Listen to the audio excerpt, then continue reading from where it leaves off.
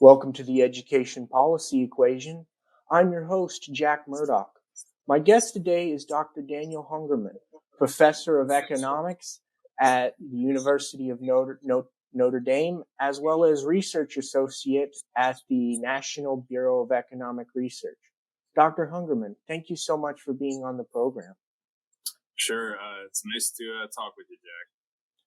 So, I guess, firstly, in this conversation, I'd like to talk a little bit about religious education, and I think a great first question would be if you could tell me a little bit about the historically what the role of religious institutions in the American education system has looked like, as well as what it looks like currently.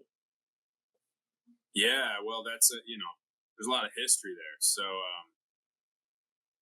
religious organizations have had a bunch of different roles over history. Just focusing on the 20th century for a second, you had like an era where there were lots of immigrants at the start of the 20th century, and religious institutions and schools were really important for creating a sense of community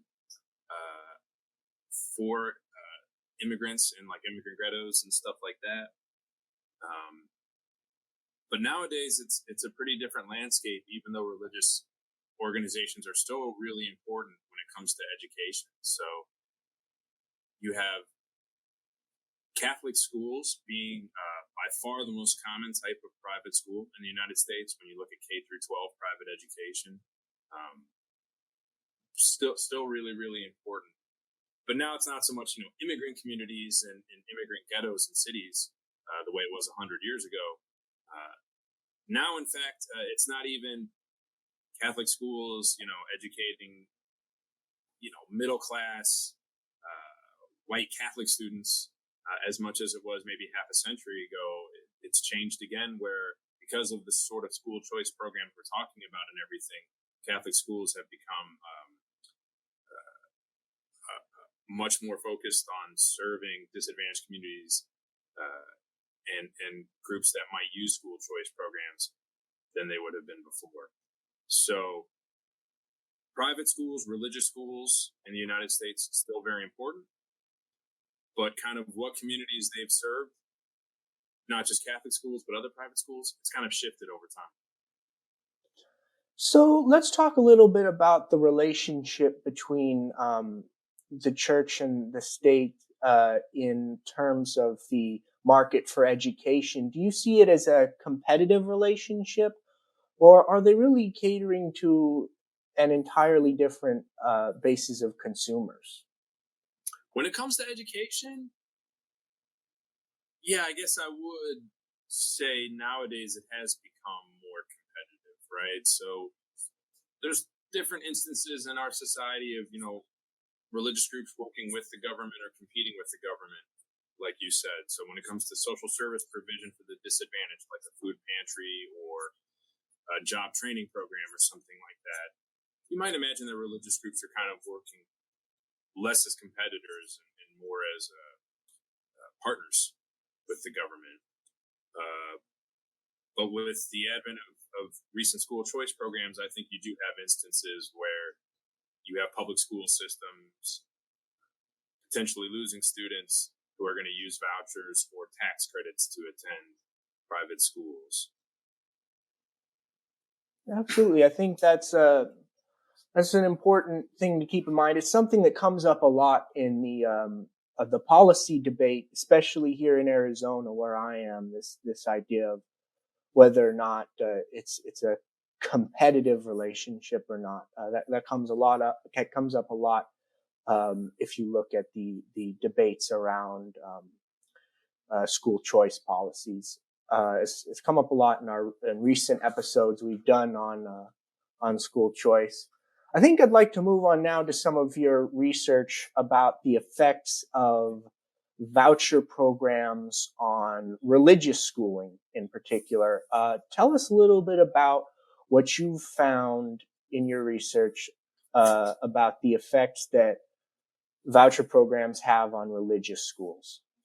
So yeah, I would be glad to do that. Although, can I say a little more on this competition thing as you were Yeah. talking? You mentioned in Arizona there's this debate conversation about whether there's competition. Whether you would think that sort of competition is happening, that's one issue. Whether you think it'd be good or bad is also kind of a different issue. So on the one hand, if you have competition, you might say, well, that's bad because the public schools are going to lose students, and it's going to drain resources from public schools. Like, that's kind of a standard sort of piece of the conversation. On the other hand, you might also think that it's good, in that first, that means that there are students who want to leave these public schools who are getting the chance to. So the policy is allowing students to make a decision that they'd prefer to make. You also might think it's good in that if there's no competition, if this money is simply just going funneled, to students who'd be going to private religious schools anyways, right? So there's no change in behavior. Then this is just like a transfer of resources from public institutions to those students. And as economists, we often think that those sorts of transfers, we use the word distortionary for them. So they're often arguably kind of inefficient, in a non-technical way. I'd say it's kind of a roundabout transfer of money, right, in that case. And so you're right, it is discussed, but I think sometimes people don't always think through the implications of what they mean when they talk about competition being created by these programs.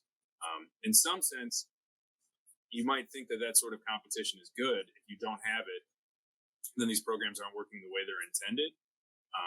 I actually think that's a statement that both people who like these programs and don't might agree with if they thought through it a little bit.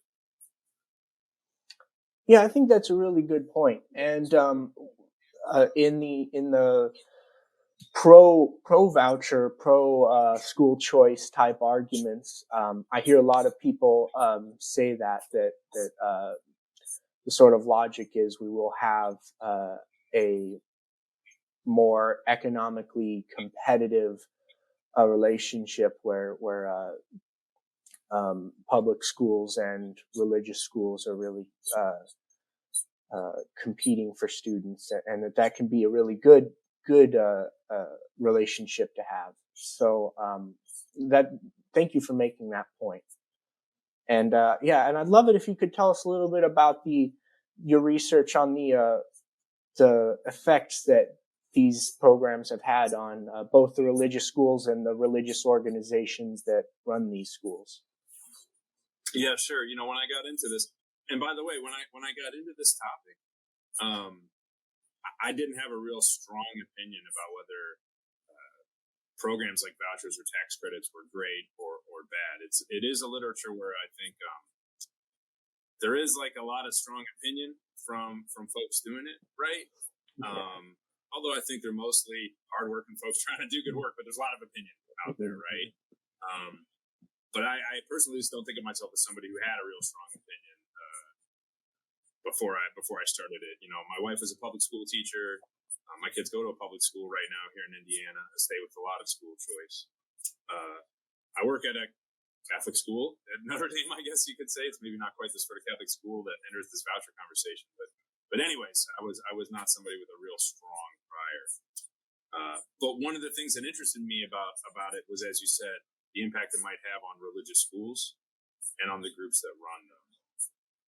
There's a lot of research by economists, by others, on vouchers and test scores. Makes a lot of sense. We're trying to educate kids.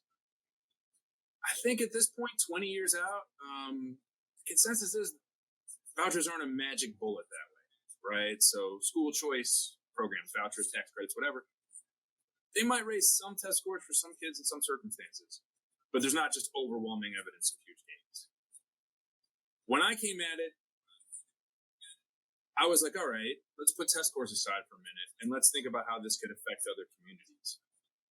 I thought the potential for effects was really big.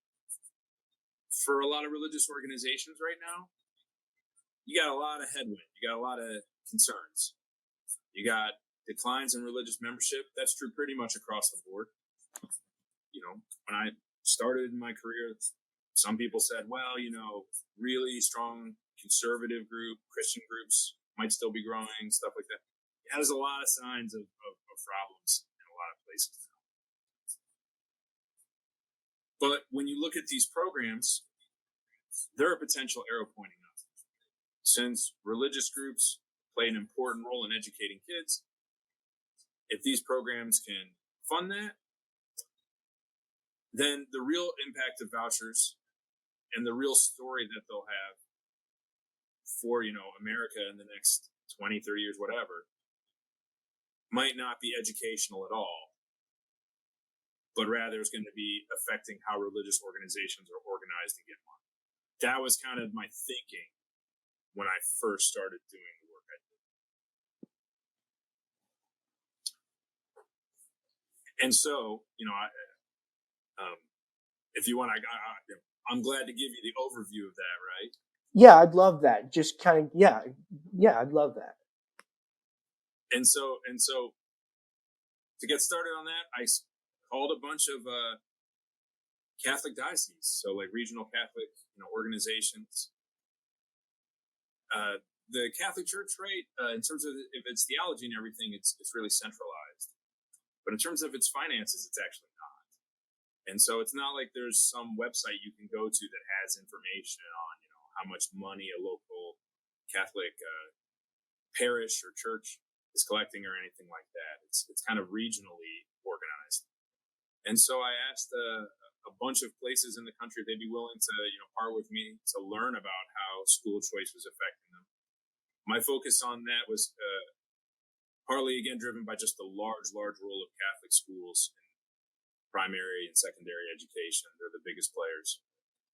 And Milwaukee, which is a place that has one of the oldest and best-known voucher programs in the United States, the folks there agreed to kind of cooperate and work, and it was, I thought, really exciting and a chance to learn something really important and interesting about how vouchers might affect the religious fabric of the communities in Milwaukee. So they said we're on board, and I said, okay, let's get some data and let's learn some stuff. And so what we did was we looked at parishes in Milwaukee. So a parish kind of means the institutions that are under control of a priest. So that could be both like the church or the congregation, and then maybe on the other side of the parking lot, there's like a Catholic school. They're one organizational body. And what we did was we looked at, in Milwaukee, when voucher programs expand and suddenly students going to that Catholic school have government-funded resources to subsidize their attendance, how does that affect not just what's going on in that school, but taking one step back, how does that affect the overall parish? That was kind of the idea behind that study. So the first thing that we saw, and this was requires no fancy data work or anything. Like you could just open up some data in Excel and see it right away, was that for Catholic schools in Milwaukee that have students using vouchers, those parishes got more support from those students than from any other source, including their own worshipers. By support, I mean revenue. They got more revenue. I found that a very, very remarkable fact. I don't even mean in a good, it's good or it's bad or it tells a good story about vouchers. Put all that aside for a minute. We're talking about religious congregations in the United States. A key source, in fact, in a lot of cases, the largest source of revenue they get is from the government. If I had 20 years ago told people that was going to be the case, I think it would have just blown people's minds. That gets back to this idea that in the next 10, 20, 30 years, I think this could become a major, major source of revenue for religious organizations in the United States. In fact, it already is a major source of revenue. That's kind of what I'm telling you, for some. And I think that could really, really matter as religious groups continue to face headwinds. If you're a Presbyterian church that's across the street from this Catholic parish, you're probably facing, a lot of challenges and a lot of difficulties. You have eyes. You can see that, this is a school that's potentially doing really well, that this is a Catholic school across the street from you making inroads and in traditionally Catholic communities and stuff like that, growing families, you can see that the parking lot is full on a Tuesday afternoon. I think that not just for the Catholic schools, but in the long run, that Presbyterian congregation, other faith communities, investing in schools and in students that might be eligible for vouchers, that could be part of the game plan going forward. So that was the first thing that we found, again, just by looking at basic averages, was how important vouchers were for some congregations or parishes. Then we kind of looked at when vouchers expand, what happens? How does the picture change? And interestingly enough, we focused on like religious spending, and we kind of wondered whether or not like the overall level of revenue in the parish would go up if the parish would suddenly, given the fungibility of money, given the idea that if your school suddenly getting subsidized by the government more, maybe that money kind of trickles back to the parish and you get fancy stained glass windows now and, that sort of thing. We really didn't see that at all. So, the evidence was that there wasn't a whole lot of trickle back to the parish into like non-educational religious expenditures. We didn't see much evidence of that sort of increase in religious activity. Yeah, I thought that was a very fascinating result, and I think it says a lot about what the future of voucher programs looks like. I mean, we're seeing this explosion in school choice movements, and reading, and like you said, I'd read a lot about school choice, but I'd only ever read stuff about test scores. And so it was very fascinating for me to see something about the actual effects this has on religious communities, especially because I'm someone who has an intuition that those religious communities play a large part in our civic lives and our sense of identity. So tell me a bit what you think about, actually, let's move on to a different paper you wrote about, not so much purely religious schools, but large scale voucher programs. Because you wrote a paper in 2016 about, where voucher funding goes to, talking about a large scale school subsidies. Talk a bit about the difference you make in that paper between restricted and unrestricted school subsidies, and how that plays out in terms of the economic effects on schools. Sure, yeah, that's kind of like a companion paper to this paper that focused on Milwaukee, right? Buried in that story in the Milwaukee paper that I was just telling you is this idea that when a voucher program expands, that's going to generate additional revenue for the school that's servicing those students using vouchers. But if you've taken an intro economics class, it's a little more complicated. When we talk about a program, I'm using the word voucher here to talk about any, government-funded subsidy for a student attending a primary or elementary school.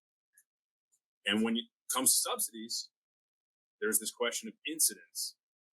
A subsidy might end up in the pocket of a supplier or a demander in a basic supply and demand model. Here, the supplier is the school. So that Milwaukee story I was telling you is one where some of that money ends up with the school. But some of that money might also kind of benefit the consumers, the demanders, the families that are sending students to those schools. Moreover, not all those families are the same. Some of those families that are sending their kids to Catholic school might be well-to-do, wealthy families. This gets back to some stuff that Jack, you and I were talking about a little while ago. And some of those families might be, low-income families that are really, stuck in a bad public school, trying to get out. They can't afford to send their kids to the Catholic school. And then the voucher comes along and really makes it possible. So is the money going to schools? Is it going to rich families? Is it going to, less advantaged families? That's a question of the incidence of a subsidy. It's a basic economic question. There is absolutely zero research on that question when we got going on this project. And we said, well, we want to know the answer to that because this Milwaukee story depends upon some of the subsidy going to schools. Let's see if we can figure that out more broadly. And so, we wrote a paper where we collected data. Now, not only, I was just talking about how getting data for Catholic parishes and stuff was tough work. I was on the phone for that. Here, we want to do something even more ambitious. We wanted to get data for private schools all over the United States. And so what we did was we turned to a little used source of information, which is nonprofit tax returns that many private schools have to file with the government every year. And those returns include lots of financial information. And we map that to other government data on enrollment for private schools that most private schools have to supply. And we looked at how different types of school choice programs, vouchers and subsidies, affected enrollment at those schools, the revenue that those schools collect, and kind of like the per student revenue. And if in your head you have like a basic supply and demand model that you might have learned about in principles, we can kind of, from that sort of information, back out a picture if you want to use a supply and demand model for private schools.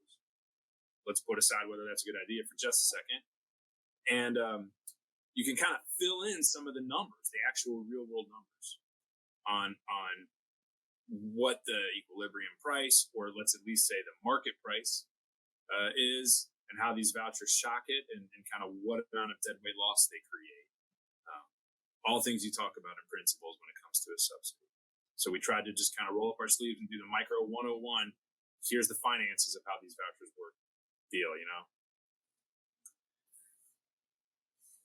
And, as you mentioned, we make a distinction when we do that between programs that are restricted to only disadvantaged students and programs that were less restricted. Our intuition was that if you create a subsidy like this, but you say only low-income families can use it, that might be different from a subsidy that potentially anyone can use. And so we used a bunch of programs from across the United States. You mentioned, I know you're a student in Arizona, right? So, we got Arizona in there. Arizona definitely out front with school choice programs, right? So they have both a tax credit for individuals and a tax credit for corporations. We look at both of those. Florida was another big state. Pennsylvania is a state, that we look at, among others. And what we find is the story is pretty different depending upon whether vouchers are restricted or not. So when vouchers are focused on low-income students, we find that the main benefit seems to go to low-income families. So schools don't raise their tuition a whole lot, but they do get more students in, just disadvantaged students who are using the vouchers or the credits. When we look at unrestricted programs, it's a different story. Their schools seem to raise their tuition, and the tuition increase seems pretty close to what the increase in the subsidy is. So in economic parlance, that's a case where the incidence is going more to the schools. So one of the big takeaways from this paper is that vouchers do affect schools. They can affect enrollment, and they can affect revenue and per student tuition. But exactly how they work is going to depend a little bit on the details of the subsidy. And, where the incidence, the main economic benefit of the program goes, that's going to depend on how you craft the subsidy itself. That's our takeaway there. I think that's a really important distinction, and it's becoming more and more important today in policy debates. I do live in Arizona, and I've been covering a lot on this podcast Arizona's recent empowerment scholarship account program, and it's a very unrestricted subsidy. It's about as unrestricted as a subsidy can get, and it's kind of too early, from what I've been able to tell, for us to. I haven't found any papers. Economic papers really looking at the effects so far. There have been some preliminary reports, but no one's examined the incidence of this program in a paper like the one you've written. But there are so far some anecdotal reports, at least, that exactly what you've talked about is happening, that since we've got really an unrestricted subsidy, we are seeing suppliers really raise prices and not really expand enrollment all that much, but rather just cater to the same consumers who are paying essentially the same that they were before, maybe a little less, but with a huge government subsidy. And I guess that creates concerns for me about potential deadweight loss. What did you find about deadweight loss? Is that the extent of that in your paper? Yeah, so we look at deadweight loss, kind of calculating this little triangle, which on a podcast, there's absolutely no way I'm going to try to describe in detail that you'd need a PhD to be able to visualize that triangle if you've never heard about it before. But if you'd seen it in principles, it's like we keep it real simple. We say we're going to keep this real simple. We're going to give you a deadweight loss number under a simple model, and if you want to get fancier and try to have a richer model, private school, knock yourself out. And what we calculate is a pretty small number for deadweight loss. It's 3 cents on the dollar, I think, which is, that suggests, a very small amount of deadweight loss by that traditional measure. In words, what that means is that for a lot of programs, we don't see huge changes in enrollment from these programs on average, because that's what gets you a big triangle. Actually, is the big change. That deadweight loss number is small, but it should be taken with a grain of salt, right? In a story where the voucher simply is a pass-through to wealthy families, kind of like what you were talking about. There's no change in enrollment, and the model would say there's no deadweight loss. What the model's not picking up there are any concerns about equity, right? Supply and demand model, often not a great, model for fully capturing that sort of thing. Other impacts of a voucher program, there's pretty good empirical evidence that voucher programs can increase public school performance, actually. Public schools do respond to the competition. I think actually that's maybe the strongest piece of evidence of something good vouchers do educationally is that. I think a lot of scholars might agree with me on that comment. That wouldn't be in that model either. So both on the good side and bad side, the deadweight loss number we get is missing some important parts of the story. Gotcha. I fully admit that, but let me also just affirm what you said. This is super policy relevant still. Actually, somebody else who was a journalist in Arizona just emailed me a little bit ago to ask about this. So yeah, I think it really is something that's on people's minds. And even outside of Arizona, right? The state of Illinois literally in the last week, I think, just eliminated a voucher program there. It's one of the first cases, I think, of a major voucher program being eliminated. And so it remains, an important issue and a controversial issue all across the United States. Yeah. One more question. I'll let you go really quickly. Sure. What do you think is the area in the voucher literature that needs where is future research most needed in the area of economic research on voucher programs?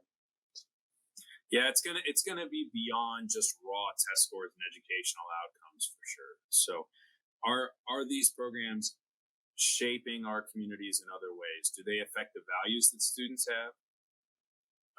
That would I think be one important question. So I think there's reason to think that the emphasis on what values you take away from a public versus a private education might be different in all sorts of ways for all different sorts of schools, right? I don't think there's just one simple story in my mind when I say that. I think the value of education outside of test scores, but in terms of teaching students civic responsibility, teaching them values has been greatly underappreciated in the last generation, both for policy leaders and scholars. So I think there needs to be more on that. And I do think the main story for vouchers could be their effect on religious organizations. So We don't find much effect in our Milwaukee study on the money going into the parish to support stained glass windows and stuff, as I said, right? There's not much of that. But we do find that when vouchers expand, parish closures and mergers slow down or stop. So I think they do. I think there is evidence that they matter for religious communities. Dr. Hungerman, thank you so much for being on the podcast today. Thanks very much, Jack. It was good talking to you. Good talking to you too.